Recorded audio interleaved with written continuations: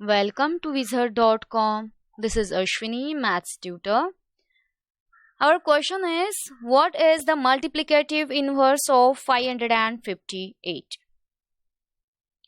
Firstly, the multiplicative inverse